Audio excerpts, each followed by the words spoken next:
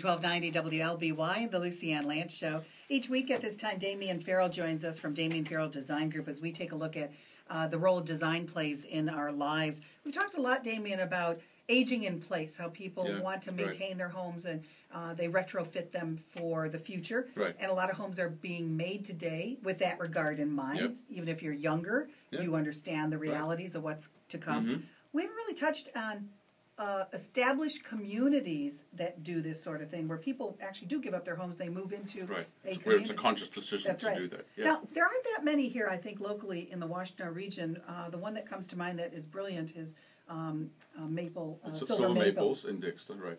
Yeah, an extension of what they have already in Dexter. Right. And that group is fabulous. They've really got their level of care and their caring elevated. That's a highly conscious group. Another one, Fox Run, which is out in the Novi area. Right. Yep.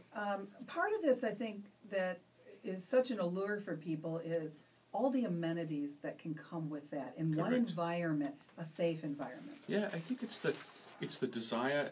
If you don't want to live or age in place, and you're very happy with where you are, the alternative then is where's a great community? Where's a place I can get a sense of community, feel like I belong, create friends, but also, if I'm making that choice, I'm probably still pretty mobile.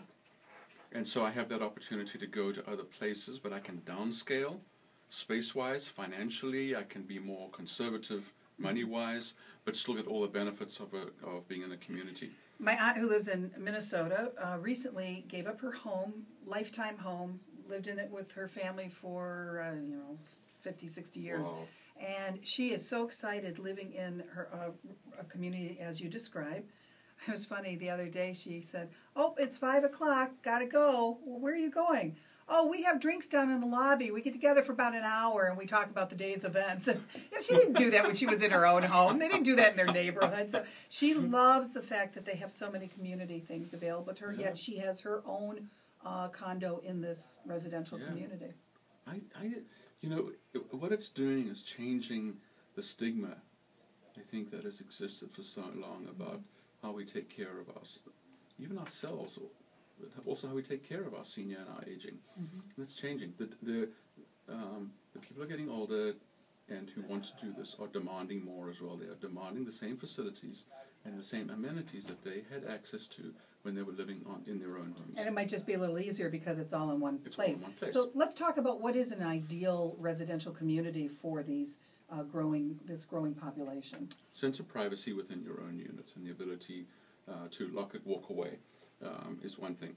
Then all of the amenities such as places to get together, is large groups, small groups, things to do recreational stuff like either cards, the bar, as you just mentioned. I visited one of the Erickson communities up in Farmington Hills, and their bar is, at 5 o'clock, they're pouring martinis, They had a workshop there. There was a guy there restoring a 63 Corvette, I remember it. So they had an ability to keep going with your hobbies. Very beautifully decorated, feels like home, places for fitness, exercise, places for reading, knowledge gaining, for getting speakers in, listening, gathering, continuing learning, if you will, and keeping the mind active as well. Gyms, fitness classes, training, some form of physical rehab. Right. All of those things that really we're all used to right now. So the gain is, I want to go live in a community, be supported by people, make friends right next door, walk to things, not have to worry about driving, and so on.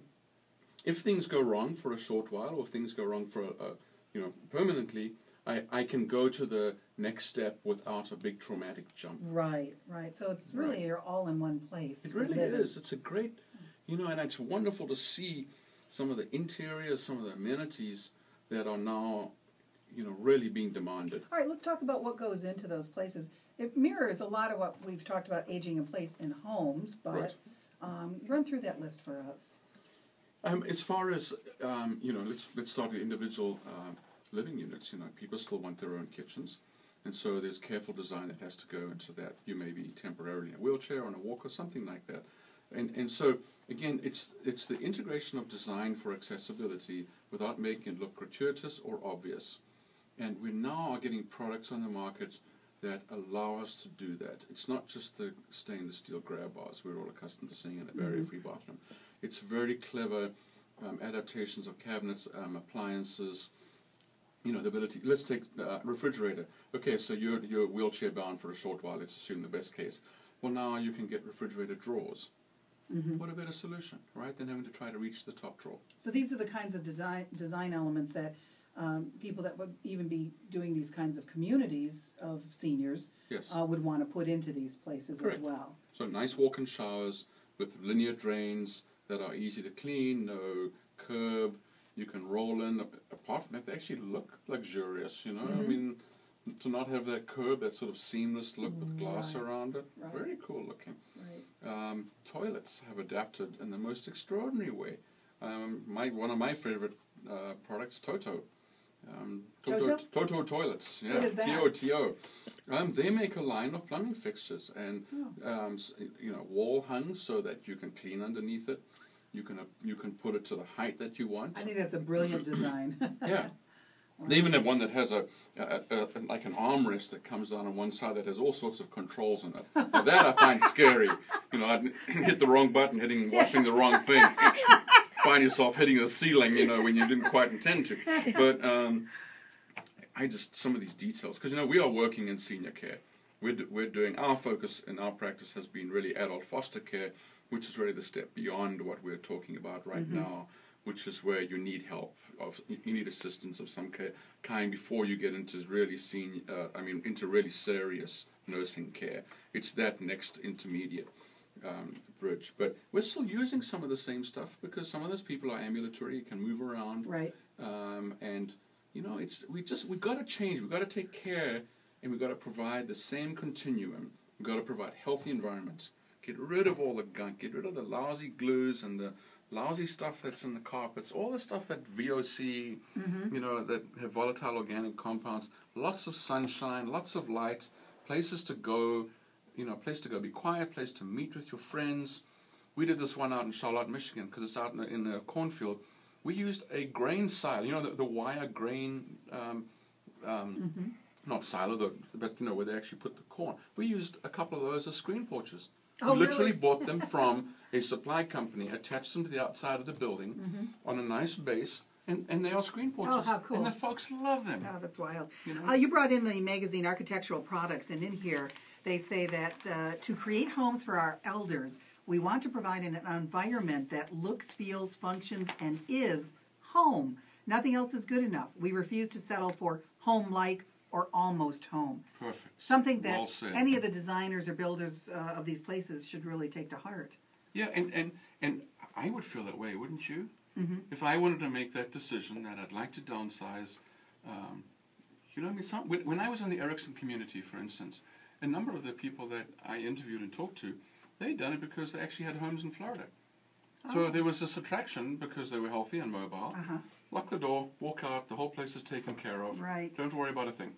Right. Go down to Florida, come back, you know. So that's at one end of the scale. At the other end of the scale, it's the access to services. Right. As well. But I would demand this. I mean, this is what would make me go, yeah, I could go live in a community like this. And it keeps your life active because so often seniors might just be holed up in their homes, not going out a lot, not seeing a lot of people. This gives you a community to be a part of. Right. And so, I don't know if you heard it, when you talk to your friends who have dealt with this very difficult issue, right?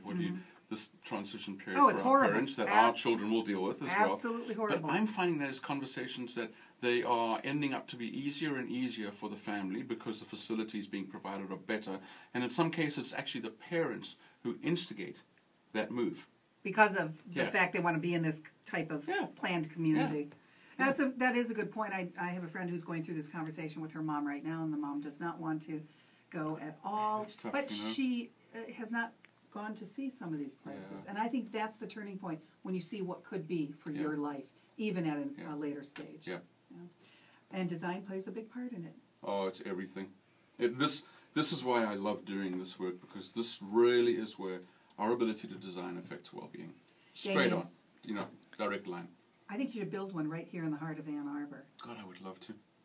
I would really love to. If we could create an absolute poster child for true, more senior living as a community-based thing, I'd sign up. Yeah. Give me the land. Give me the land. My pencil's ready. Actually, if the bar is there, certainly don't have to worry about drinking and driving. As long as I have 4 cans of vodka, we're in great shape. Damian Farrell, architect with Damian Farrell Design Group, and you can visit his website at dfdgonline.com. He's on the air with us each Saturday talking about the importance of design in our life. Thank you, Damian. Oh, thank you. Always such a pleasure. You're listening Love to the it. Lucy Ann Lance Show on Ann Arbor's Talk Station, 1290 WLBY.